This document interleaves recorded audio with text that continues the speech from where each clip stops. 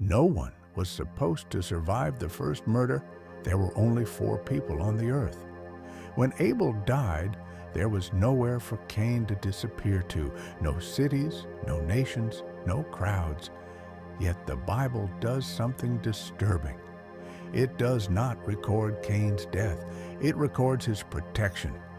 After killing his brother, Cain is not executed. He is not imprisoned. He is not erased. He is marked. And God says something that should make the reader pause. Whosoever slayeth Cain, vengeance shall be taken on him sevenfold. Genesis 4:15. Why protect the first murderer? Why ensure his survival?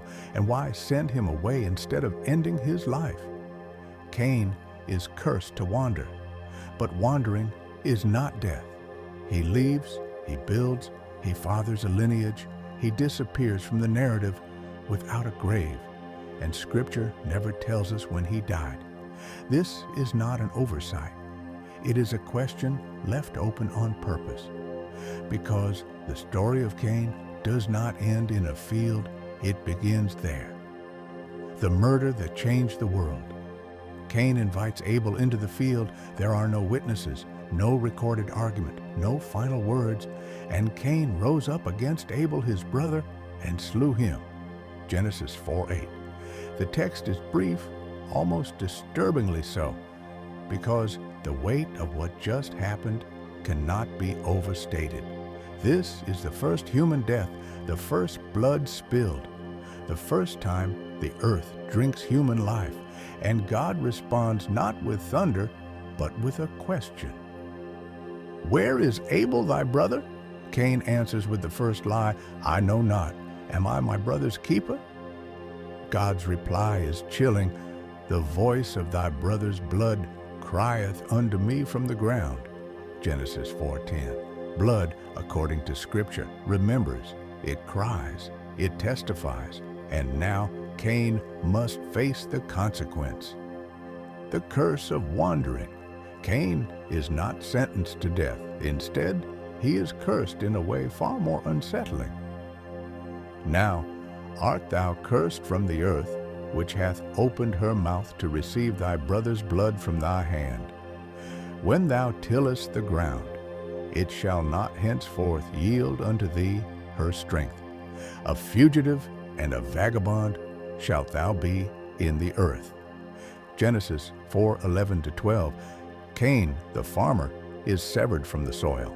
The ground itself rejects him, and Cain understands the implication immediately. My punishment is greater than I can bear. Genesis 4:13. He knows what wandering means in an ancient world: exposure, isolation, vulnerability. Cain fears being killed, not by God, but by others who may encounter him. And God does something unexpected. The mark of Cain. Rather than allowing Cain to be killed, God intervenes. Therefore, whosoever slayeth Cain, vengeance shall be taken on him sevenfold. And the Lord set a mark upon Cain, lest any finding him should kill him. Genesis 4:15. Scripture never tells us what the mark looked like. It is not described as a blessing. It is not described as protection in the modern sense. It is a warning. Cain becomes untouchable, but not redeemed, alive, but never at rest. And then Cain leaves. And Cain went out from the presence of the Lord and dwelt in the land of Nod on the east of Eden. Genesis 4:16. This line matters. Cain does not merely leave a location, he leaves the presence of God. The land of Nod. The land of Nod means wandering. Cain lives in exile, east of Eden, always moving away from where humanity once walked with God. And here, something puzzling happens. Cain finds a wife. Scripture does not explain where she comes from. This silence has troubled readers for centuries, but Genesis moves forward without apology. Cain fathers a son named Enoch. And then Cain does something remarkable. He builded a city and called the name of the city after the name of his son, Enoch. Genesis 4:17. The first city in human history is built by the first murderer. Civilization begins not with the righteous, but with the cursed. The lineage of Cain. Genesis carefully records Cain's descendants, and the pattern that emerges is unsettling. Cain's lineage becomes associated with technological advancement, cultural innovation, violence, pride. His descendants invent tools, weapons, music, and metallurgy. And then Scripture introduces Lamech, a descendant of Cain. Lamech boasts openly of violence. I have slain a man to my wounding, and a young man to my hurt. If Cain shall be avenged sevenfold, truly Lamech 70 and sevenfold. Genesis 4:23-24. This is the first recorded act of boasting about murder. Violence is no longer regretted, it is celebrated. Cain's curse has multiplied. Did Cain ever die? And then, silence. Scripture never records Cain's death. It simply moves on. This omission has fueled centuries of debate. Some scholars argue Cain lived a normal lifespan. The mark protected him from murder, not from age, disease, or accident. Others point to apocryphal texts. The Book of Jasher. According to the Book of Jasher, Cain is eventually killed accidentally.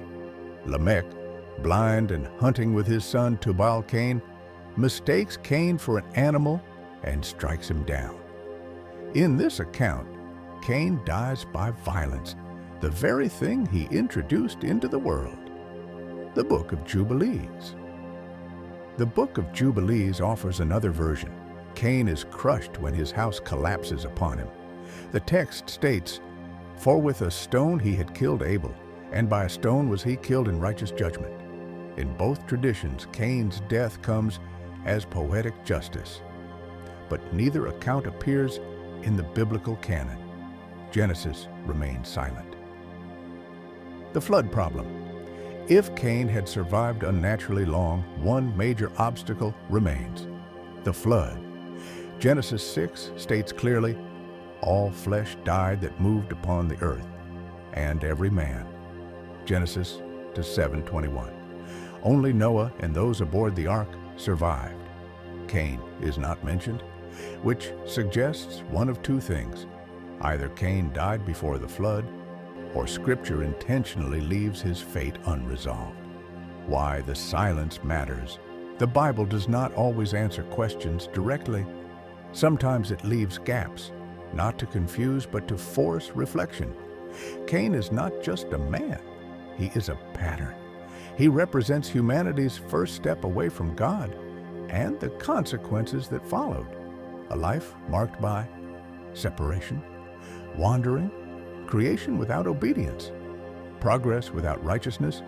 Cain builds cities, but Seth builds lineage. One line advances culture, the other preserves covenant. The deeper question. Cain disappears from Scripture, but his legacy does not. Violence spreads, pride multiplies. Humanity drifts further from Eden. And by Genesis 6, God says, "The earth also was corrupt before God, and the earth was filled with violence." Genesis 6:11. The seed planted in the field with Abel's blood had grown. The wanderer's shadow. Scripture never tells us how Cain died, but perhaps that is the point. Cain's punishment was not death. It was memory, a living warning etched into humanity's origin story. Because every act of violence since echoes that first strike in the field, and every civilization built without God still walks east of Eden. The Bible never tells us what finally became of Cain. No grave is recorded, no final judgment described, no closing line written, only a curse and a road that leads away from Eden. Whether Cain died long ago or whether his story was meant to echo beyond the pages of Genesis, one thing is certain: Scripture leaves his fate unresolved, and unresolved stories are invitations